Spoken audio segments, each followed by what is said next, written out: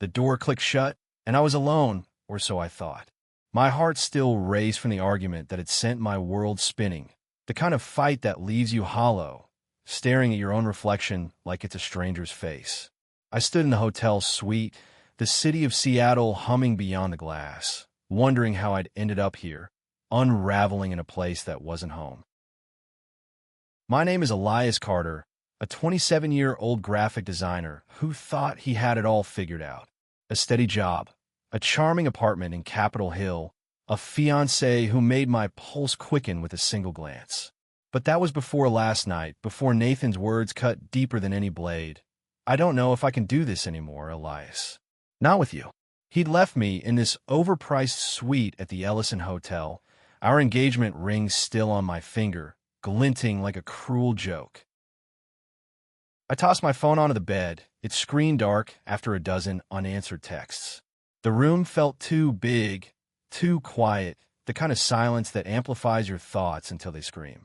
I wandered to the mirror, tugging at my shirt, trying to make sense of the man staring back. My dark hair was a mess, my hazel eyes shadowed with sleeplessness.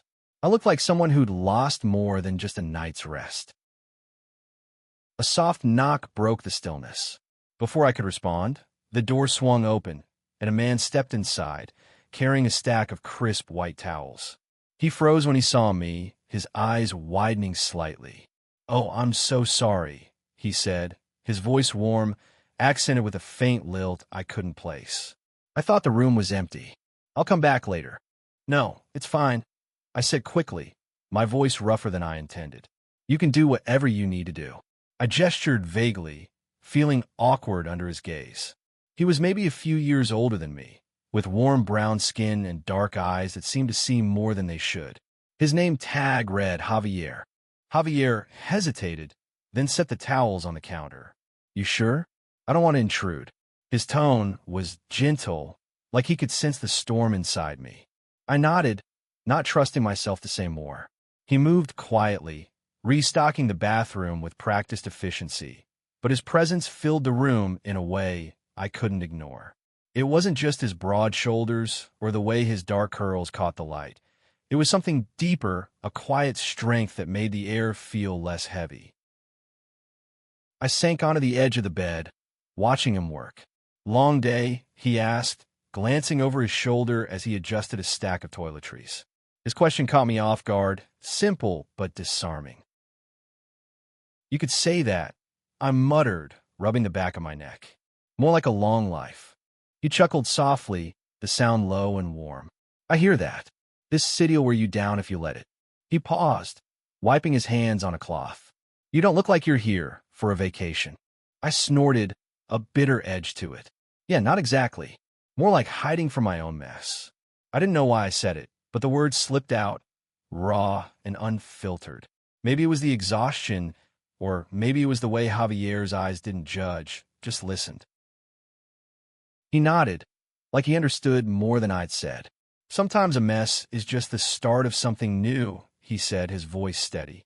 "You'd be surprised what you find when things fall apart." I looked at him, really looked, and for the first time in hours, I felt something shift. Not hope, not yet, but a spark of curiosity. Who was this guy, this hotel housekeeper, who spoke like he'd seen the world break and mend 100 times? Javier finished his tasks and headed for the door, but not before glancing back. "If you need anything, just call the front desk." Ask for Javier. He smiled, small but genuine, and then he was gone. I sat there, the ring on my finger feeling heavier than ever. The city outside buzzed with life, but in that moment, all I could think about was the man who just walked out and the strange, fleeting warmth he'd left behind. The next morning, I woke to the sound of rain tapping against the windows. Seattle was living up to its reputation, gray and unrelenting. I hadn't slept much, my dreams a tangle of Nathan's voice and Javier's fleeting smile. I dragged myself out of bed, the weight of yesterday still clinging to me like damp clothes. The hotel was a labyrinth of polished marble and soft lighting, but it felt hollow, like a stage set for someone else's life. I wandered to the lobby, hoping coffee might clear the fog in my head. That's when I saw Javier again, pushing a cart stacked with linens. He was humming softly, a tune I didn't recognize, his movements deliberate but unhurried. "Hey," I said, surprising myself. He turned, his face lighting up with recognition. "Morning," he replied, his smile easy. "You look like you could use something stronger than coffee." I laughed, the sound foreign to my own ears. "Is it that obvious?" He shrugged, leaning against the cart. "I've seen a lot of people come through here. You got that look, like you're carrying the whole world on your shoulders." I didn't know how to respond to that, so I didn't. Instead, I followed him as he moved down the hall, not sure why I was drawn to him. Maybe it was the way he seemed so at ease, so grounded, in a place that felt like it was swallowing me whole. "You've been doing this a long time?" I asked, nodding at the cart. "Long enough," he said, his eyes flicking to mine. 5 years here, but I've been all over. Miami, Chicago, now Seattle. Hotels are the same everywhere.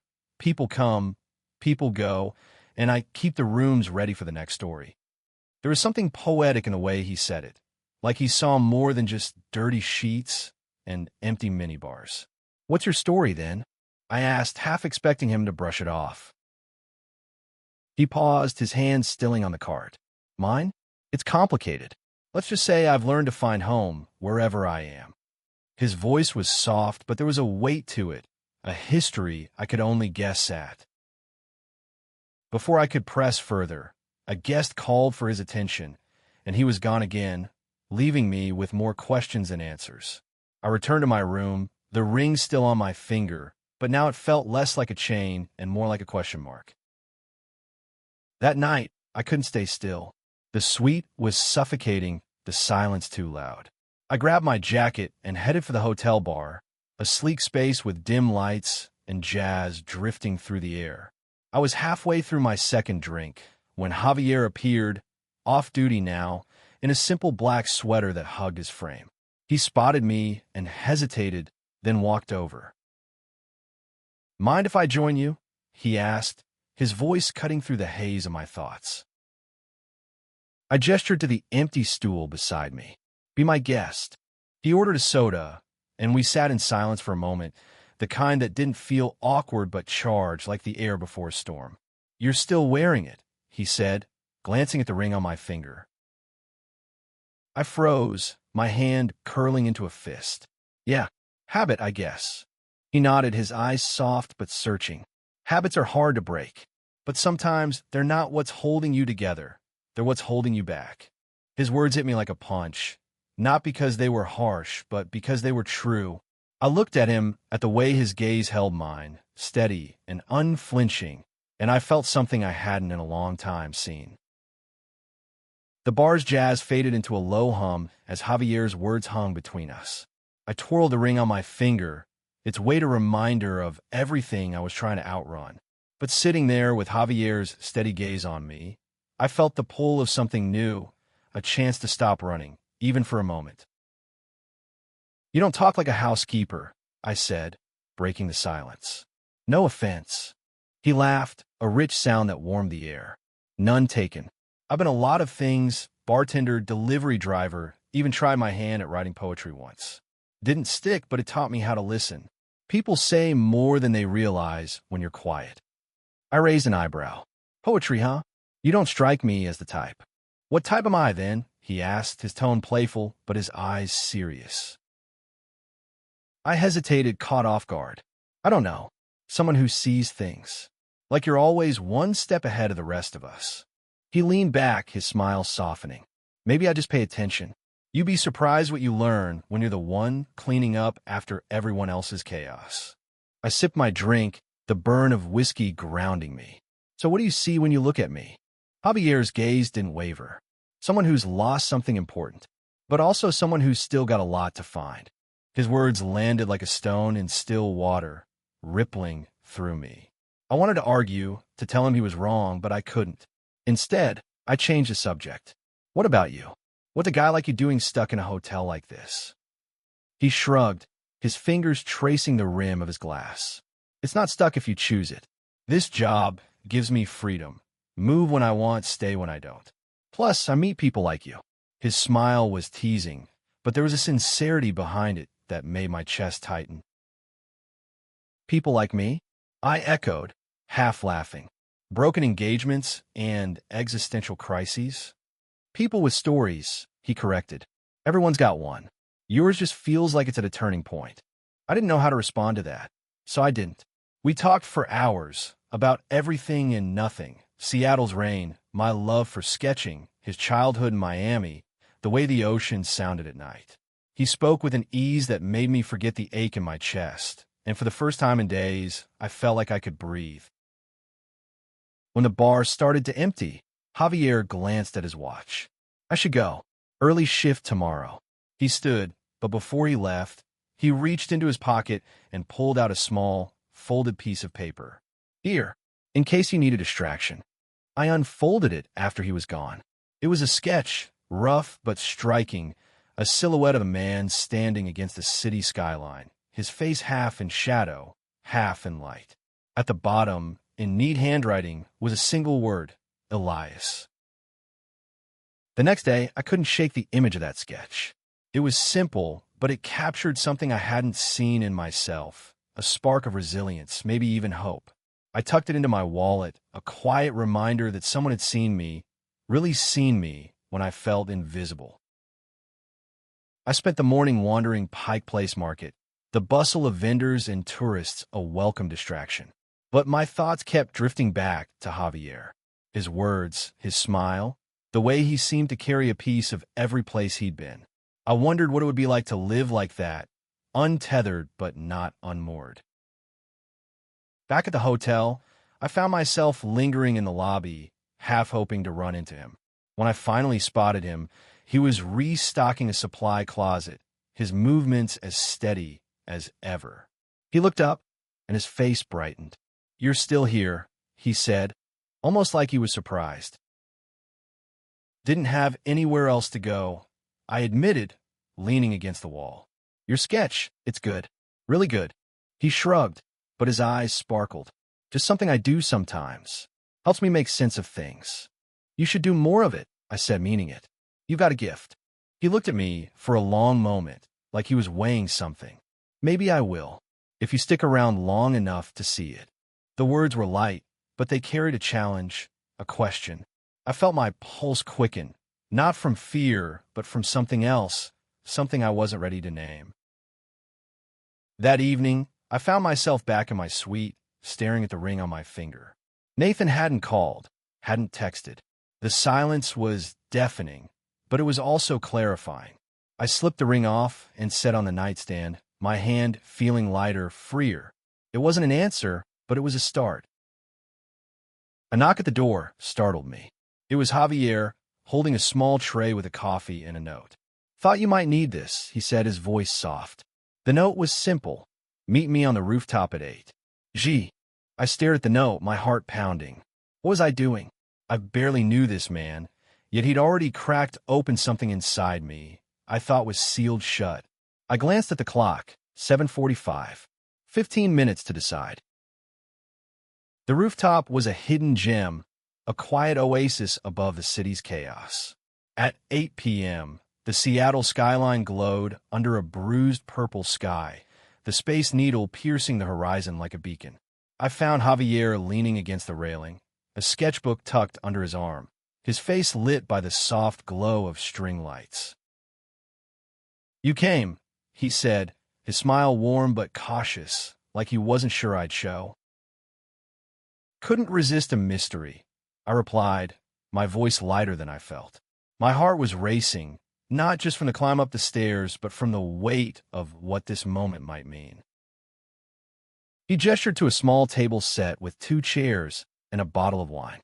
Figured we could use a break from the hotel's usual script. He poured 2 glasses, the red liquid catching the light. "To new beginnings," he said, raising his glass. I clinked mine against his, the words echoing in my mind. New beginnings. Was that even possible after everything I'd lost? I took a sip, the wine sharp and bold, grounding me in the moment. We talked as the city hummed below us, the conversation flowing like the wine. Javier told me about growing up in Miami, the son of Cuban immigrants, navigating a world that didn't always welcome him. I came out when I was 19, he said, his voice steady but tinged with memory. My dad didn't speak to me for a year, but my mom, she'd sneak me extra food at family dinners like nothing had changed. I listened, captivated by his resilience. How'd you get through it? I asked, my voice quieter than I meant. He looked out at the skyline, his eyes distant. You find people who see you, really see you, and you hold on to them. His words hit me hard, stirring something I'd buried under Nathan's rejection. I told him about my life, about growing up in a small Oregon town where being gay felt like a secret I could never tell, about meeting Nathan in college, how he'd been my first everything, first love, first heartbreak. I thought he was my forever. I admitted, my voice breaking. Now I don't even know who I am without him. Javier's hand brushed mine, a fleeting touch that sent a jolt through me. You're still you, Elias. He didn't take that away. I looked at him, his face half lit by the city's glow, and felt a pull I couldn't ignore. It wasn't just attraction. It was the way he made me feel like I could be whole again, like my cracks were just part of the design. He opened his sketchbook, revealing a drawing of the rooftop, the two of us silhouetted against the skyline. I started this after we talked last night, he said, his voice soft. Thought it might help you see what I see. The sketch was raw, unfinished, but it captured something real. Two people on the edge of something new, their shadows blending into one. I traced the lines with my finger, my throat tight. You're good at this, I said, meaning more than the drawing. He smiled, but there was a vulnerability in his eyes I hadn't seen before. I don't show this to just anyone, but you feel different. The air between us shifted, charged with possibility. I wanted to lean closer, to close the distance, but fear held me back. What was I doing, letting myself feel this way when my heart was still in pieces? As if sensing my hesitation, Javier stood, offering his hand. Come on, let's walk. We wandered the rooftop, the city sprawling below us, alive and endless. He pointed out landmarks, his voice a steady anchor in the night. And when our hands brushed again, this time I didn't pull away. Back in my room, I couldn't sleep. The sketchbook, the wine, Javier's words, they swirled in my mind, a kaleidoscope of hope and fear. I picked up my phone, half expecting a message from Nathan, but the screen was blank. For the first time, that didn't gut me. Instead, I thought of Javier, of the way his presence felt like a door opening when I thought they were all slammed shut. The next morning, I found a note slipped under my door. Meet me in the lobby at noon. I got an idea. My pulse quickened, a mix of excitement and nerves. What was he planning? And why was I so eager to find out? At noon, Javier was waiting by the front desk, a mischievous glint in his eyes. You up for an adventure? He asked, holding up 2 ferry tickets. Where are we going? I asked, my curiosity outweighing my caution. Bainbridge Island, he said. Best views of the city, and it's a good place to clear your head. I hesitated, the ring still sitting on my nightstand like a ghost. But then I looked at Javier, at the way he seemed to radiate possibility, and I nodded. Let's go.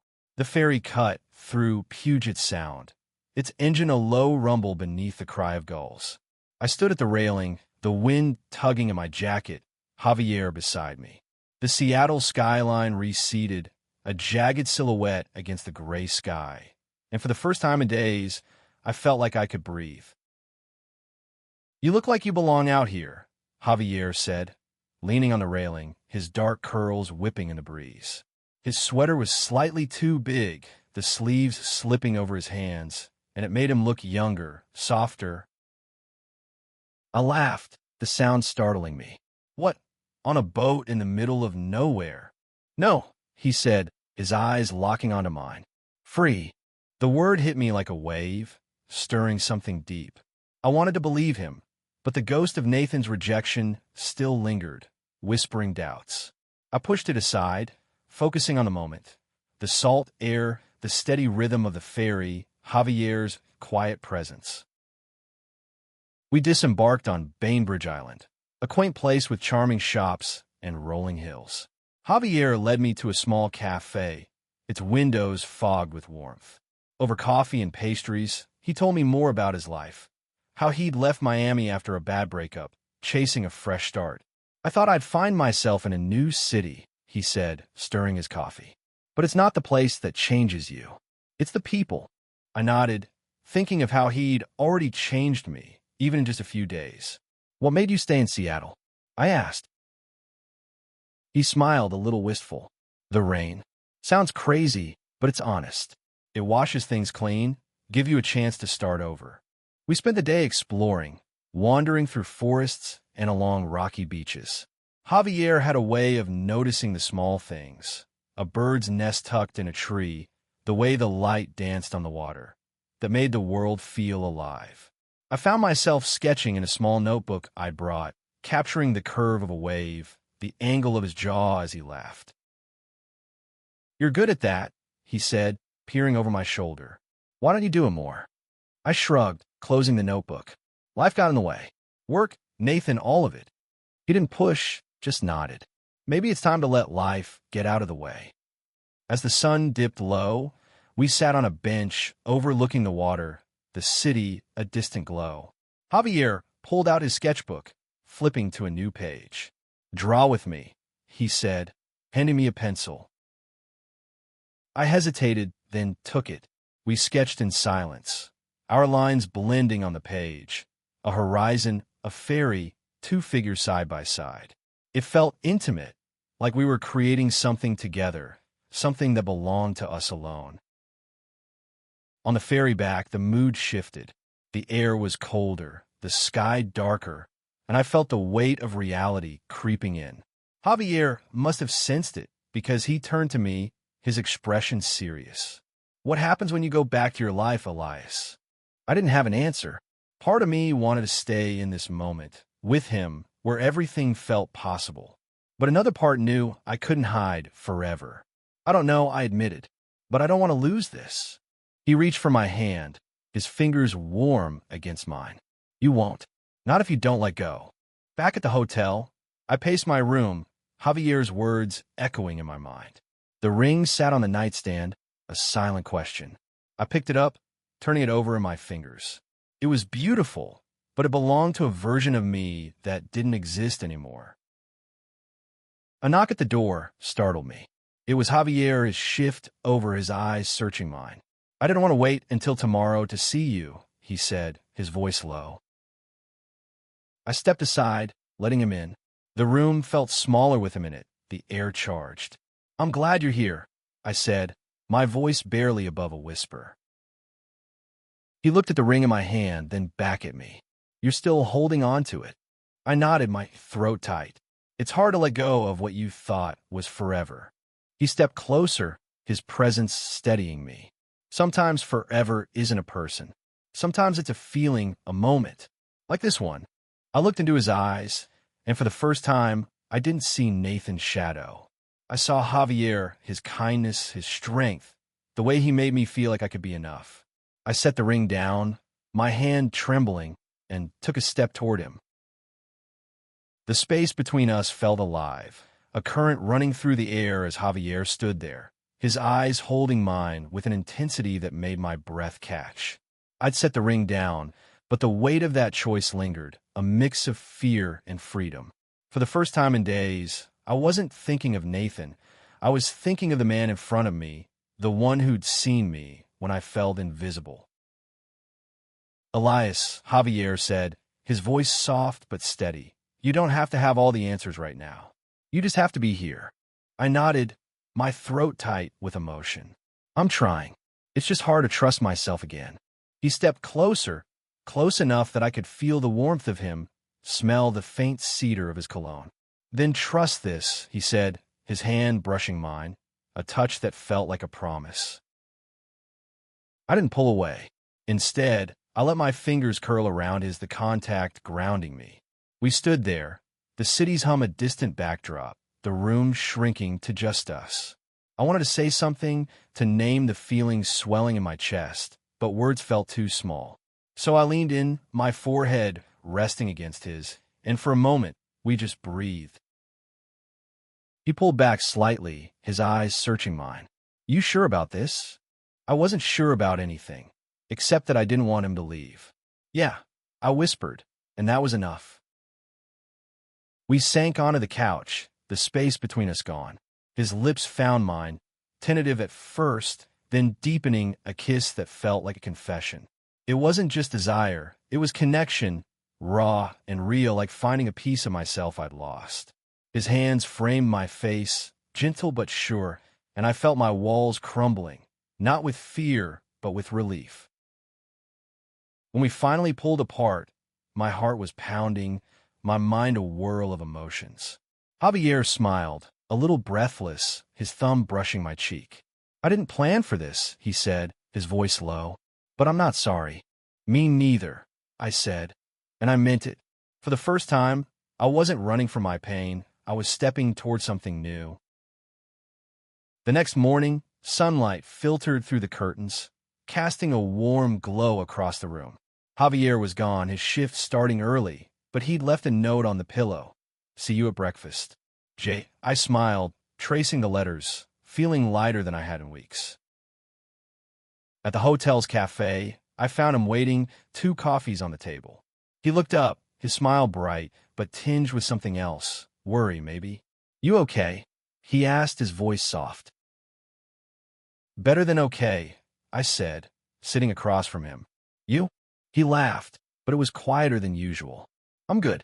Just didn't expect this. You're leaving soon, aren't you? The question hit me like a cold wave. My checkout was tomorrow, and with it, the return to my life, or what was left of it. Yeah, I said, my voice faltering. Back to reality. He nodded, his eyes on his coffee. Reality's not so bad. It's what you make of it. I wanted to believe him, but the thought of leaving him, twisted something inside me. What if I don't know how to make it anything yet? He reached across the table, his hand covering mine. You'll figure it out, and you don't have to do it alone. The rest of the day passed in a blur. We walked through Seattle, sharing stories and silences, each moment building something fragile but real. At a small art gallery, Javier stopped in front of a painting of a stormy sea, his expression unreadable.